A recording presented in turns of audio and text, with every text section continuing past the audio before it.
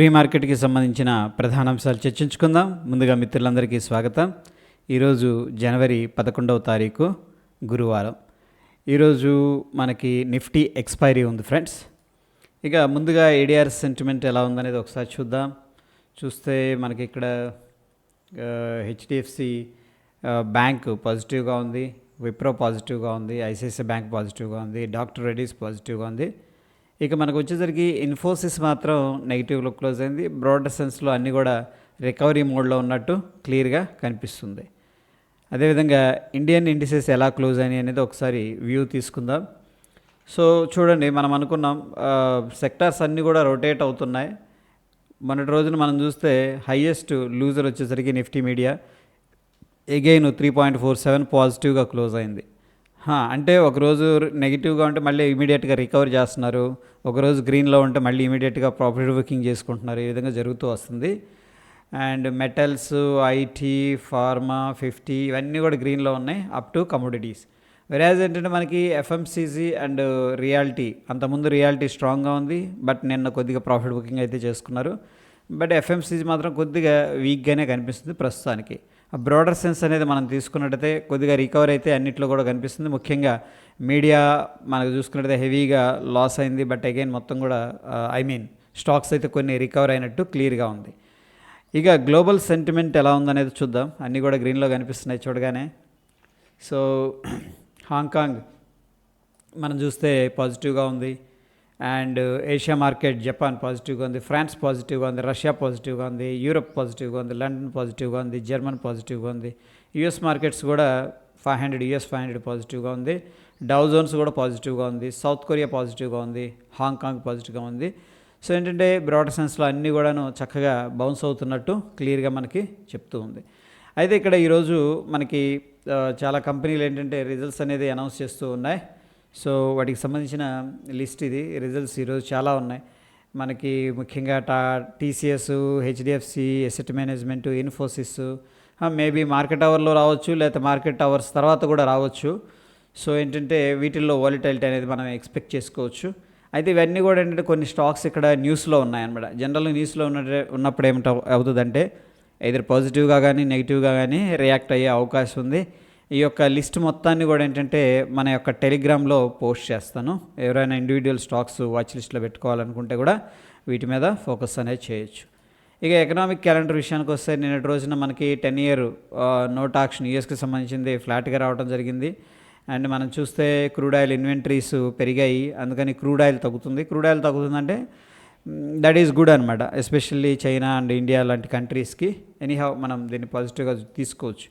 అయితే ఈరోజు చాలా మనకి డేటా అనేది రావాల్సి ఉంది. ముఖ్యంగా ఏంటంటే యుఎస్కి సంబంధించిన CPI data, core price index data అనేది రావడం జరుగుతుంది. అండ్ మంత్లీ డిసెంబర్ది. దాని తర్వాత ఇయర్ డేటా, ఈ మొత్తం కూడా ఏంటంటే వెరీ ఇంపార్టెంట్. దాని తర్వాత జాబ్లెస్ క్లెయిమ్స్ ఎలా ఉన్నాయి అంటే నిరుద్యోగ భృతి ఎలా ఉంది, అండ్ 30 years బాండ్ ఆక్షన్ కూడా ఈరోజు రాబోతుంది. ఈ యూఎస్కి సంబంధించిన డేటా. సో ఇది వెరీ ఇంపార్టెంట్ డేటా అని చెప్పేసి ఫండమెంటల్గా చెప్పుకోవచ్చు. ఇక మనం అబ్జర్వ్ చేస్తే ఎఫ్ఐఎస్ డేటాను చూస్తే వీళ్ళు ఎఫ్ఐఎస్ అన్నిట్లో కూడా బేరిష్గా ఉన్నారు. ఓకేనా. ఎఫ్ఐఎస్ డేటా మాత్రం మనం చూస్తే index features, stocks features, index options, stocks అన్నిట్లో కూడా బేరిష్గా ఉన్నారు. ఇక్కడ మనం చూసుకున్నట్లయితే ఒక స్టాక్స్లో 1721 కోట్లు సెల్లింగ్ చేశారు. అదేవిధంగా డిఐస్ డిఫెండ్ చేస్తూ వస్తున్నారు. అంటే వాళ్ళు బై చేసినప్పుడు సెల్లింగ్ చేసినప్పుడు బై చేస్తున్నారు. ఇప్పుడు ప్రస్తుతం వీళ్ళు సెల్లింగ్ చేశారు కాబట్టి వీళ్ళు ఏం చేశారంటే అగైన్ మళ్ళీ బై చేశారు. స్టాక్స్లో 2080 కోట్లు డిఐఎస్ అంటే మన ఇండియన్ డొమెస్టిక్ ఇన్స్టిట్యూషన్స్ బై చేసినట్టు చూపిస్తూ ఉంది. సో కాంట్రా ట్రేడ్స్ అనమాట, ఒకళ్ళు బుల్లిష్ ఒకళ్ళు బేరిష్. ఎనీహౌ ఇక్కడ పెద్దగా డిఫరెన్స్ లేదు. వాడు 1700 అమ్మితే ఇక్కడ 2001 ఉందంటే దగ్గర 200-300 కోట్లు పాజిటివ్గా ఉంది. ఇక బ్రాడర్ సెన్స్లో మనం తీసుకున్నట్టయితే ప్రొప్రైటరీ ఆల్మోస్ట్ మొత్తం కూడా బుల్లిష్గా ఉన్నారు. ఓకే. అండ్ ఒక క్లయింట్ ఇండెక్స్ ఆప్షన్స్ ద్వారా మాత్రం బేరిష్గా ఉన్నట్టు తెలుస్తుంది. సో బ్రాడర్ సెన్స్లో మనం ఇక్కడ కానీ డేటా అనేది తీసుకున్నట్టయితే ఎఫ్ఐఎస్ మాత్రం షార్ట్ సైడ్ ఉన్నారు, మిగతా వాళ్ళందరూ కూడా కొద్దిగా బుల్లిష్ సైడ్ ఉన్నట్టు క్లియర్గా మనకి చూపిస్తూ ఉంది. ఇక నిఫ్టీకి మనం వీక్లీ టైం ఫ్రేమ్లో చూసుకున్నట్టయితే ఈరోజు ఎక్స్పైరీ ఉంది. సో ఇంపార్టెంట్ లెవెల్ 21,500 అవ్వచ్చు. అండ్ అప్ సైడ్ వచ్చేసరికి 21,800 మనకి important resistance level. So 1 hour time ఫ్రేమ్లో 21,700 కూడా ఒక రెసిస్టెన్స్ ఉంది, చూద్దాం. ఎనీహౌ స్ట్రాంగ్గా అయితే సపోర్ట్ 21,500 దగ్గర ఈరోజు మనకి క్లియర్గా కనిపిస్తుంది నిఫ్టీలో. అదేవిధంగా బ్యాంక్ నిఫ్టీ విషయానికి వస్తే మనకి నిన్న ఎక్స్పైరీ అయింది. ఇది ఎప్పుడుది 10th. So next week expiry చూద్దాం 17th. దీంట్లో మనకేంటంటే 48,000 అయితే ప్రస్తుతం రెసిస్టెన్స్ ఉంది. But at the same time 47,000 దగ్గర స్ట్రాంగ్ సపోర్ట్ అయితే ఉంది friends. But anyhow 47,500 round number. కొద్దిగా కాల్స్ స్టిల్ సెల్లింగ్ అయితే చేసి పెట్టారు. సో 47,000 ఒకవేళ క్రాస్ అయిందంటే నెక్స్ట్ మనకి ఇమీడియట్గా ఉన్న రెసిస్టెన్స్ 48,000. ఇన్ బిగ్గర్ పిక్చర్లో 48,000 అండ్ 47,000 అనేది సపోర్టు అండ్ 48,000 అనేది రెసిస్టెన్స్గా మనం కన్సిడర్ అయితే చేసుకోవచ్చు. సో ఇక యుఎస్ మార్కెట్స్ అనేది చూసుకున్నట్టయితే మనకి అగైన్ చూడండి, ట్రెండ్ ఈజ్ అవర్ ఫ్రెండ్ కదా. మళ్ళీ రిట్రేస్ తీసుకున్నాడు, మళ్ళీ వెళ్ళడానికి ప్రయత్నిస్తున్నాడు. So very good. అండ్ చక్కగా అయితే ఒక ఫ్లాగ్ ఫార్మేషన్ కనపడతా ఉంది. ఎనీ మూమెంట్ ఏంటంటే పైకి బ్రేక్అవుట్ అయితే కూడా వెళ్ళొచ్చు. కన్సాలిడేషన్ అయితే ఇక్కడ జరిగింది, పుల్ బ్యాక్ తీసుకున్నాడు. అండ్ ఈ యొక్క డాలర్ ఇండెక్స్ అయితే కొద్దిగా తగ్గుతున్నారు. ఓకే, ఇక్కడ నుంచి రిట్రేస్ అయ్యారు, మళ్ళీ అక్కడ నుంచి కూడా కిందకి వెళుతున్నారు. సో డాలర్ ఇండెక్స్ కన్నా వీక్గా ఉంది అంటే మన ఇండిసెస్ ఎలా ఉంటుంది అంటే కొంచెం పాజిటివ్గా ఉంటుంది. ఓకే, సో ఎనీహౌ కాషియస్గా ఉండాలి. ఇక్కడ మనం చూసుకున్నట్టయితే గిఫ్ట్ నిఫ్టీ మిడ్ క్యాప్లో ఏం జరిగింది, ప్రీవియస్గా ఇక్కడ దాకా వచ్చారు 10,300 దాకా, అక్కడ నుంచి కూడా రికవరీ చేశారు. సో కొద్దిగా ప్రాఫిట్ బుకింగ్ అయితే ఇది మిడ్ క్యాప్లో జరుగుతుంది. బట్ సెలెక్టివ్ స్టాక్స్ అంటే స్టాక్ బేస్డ్ యాక్షన్ మనం చూసుకోవచ్చు. కొన్ని స్టాక్స్ స్టిల్ అవుట్ పర్ఫామ్ చేస్తున్నాయి, స్ట్రాంగ్గా ఉన్నాయి ఏది మిడ్ క్యాప్ స్పేస్లో. అండ్ ఫినాన్స్ మనం చూసుకున్నట్టయితే ప్రీవియస్గా 21,100 దగ్గర సపోర్ట్ అయితే తీసుకుంది. బట్ అగైన్ ఏంటంటే మనకి స్ట్రాంగ్ రెసిస్టెన్స్ ఉందన్నమాట. ఒక రేంజ్లో ట్రేడ్ అవుతుంది. హైయర్ సైడ్లో రెసిస్టెన్స్, లోవర్ సైడ్లో ఒక సపోర్ట్ అయితే కనిపిస్తుంది. ఒక ఆసిలేటింగ్ అనేది క్లియర్గా మనం చూడొచ్చు. అదేవిధంగా సెన్సెక్స్ అనేది చూసుకున్నట్టయితే సో ఇక్కడ మనం నేను డ్రా చేసుకున్నాం 71,350 దగ్గర బ్రేక్అవుట్ జరిగితే కిందకి వెళ్ళొచ్చు ఫాస్ట్గా అని చెప్పేసి. బట్ అగైన్ ఏంటంటే ఆ డైలీ టైం ఫ్రేమ్లో ఇంట్రాడేలో వెళ్ళాడు కిందకి, ఒక 300 నుంచి 100 అంటే 200 పాయింట్స్ డ్రాప్ అయ్యాడు.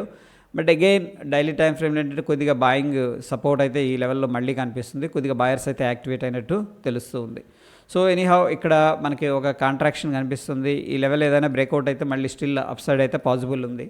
ఓకేనా, సో కొంత రికవర్ అయితే చేశారు నిన్న. ఇక గిఫ్ట్ నిఫ్టీ విషయానికి వస్తే ఒకసారి బ్యాంక్ నిఫ్టీ చూద్దాం. సేమ్ బ్యాంక్ నిఫ్టీలో కూడా రికవరీ అయితే జరిగింది. సో ఆల్మోస్ట్ ఏంటంటే ఇదంతా కూడా ఒక జోన్ అనమాట. 47,100 ఇదంతా ఒక జోన్ లాగా ఉంది. సో అగ్రెసివ్ బయింగ్ లేదు, కానీ డిప్ అయితే మాత్రం బయింగ్ అయితే చేస్తున్నట్టు క్లియర్గా మనకి ఇక్కడ చెప్తూ ఉంది. అండ్ గిఫ్ట్ నిఫ్టీ విషయానికి వస్తే ప్రస్తుతం గ్యాప్ అప్ అయింది, వెరీ గుడ్. అండ్ మనం చూసుకున్నట్టయితే ప్రైసు ఎంత ఉంది, 21,725 దగ్గర గిఫ్ట్ నిఫ్టీ అనేది ట్రేడ్ అవుతుంది. మన నిఫ్టీ వచ్చేసరికి 21,618, రఫ్గా 620 అనుకుందాం. 100 పాయింట్స్ డిఫరెన్స్ అయితే కనిపిస్తుంది. So based on the gift Nifty ఏంటంటే మనం ఫ్లాట్ ఓపెనింగ్ కానీ ఓకే, లేకపోతే small gap up, aggressive gap up ఉండకపోవచ్చు. స్మాల్ గ్యాప్ అప్ అయితే మనం ఎక్స్పెక్ట్ అయితే ఫ్లాట్ టు గ్యాప్ అప్ అయితే ఎక్స్పెక్ట్ చేసుకోవచ్చు, రైట్. సో ఇది ప్రస్తుతం ఉన్న కాంటెక్స్ట్ మనకి. అండ్ ఇంపార్టెంట్ లెవెల్ మనం నిఫ్టీలో డిస్కస్ చేసుకున్నాం కదా, 21,800, that is very important level up side. Okay, so expiry ఉంది కాబట్టి ఆ లెవెల్స్ మీద మనం ఫోకస్ చేద్దాం. So that is all about pre market report friends. మరొక ఎపిసోడ్లో మళ్ళీ కలుసుకుందాం. Stay tune. ధన్యవాదాలు.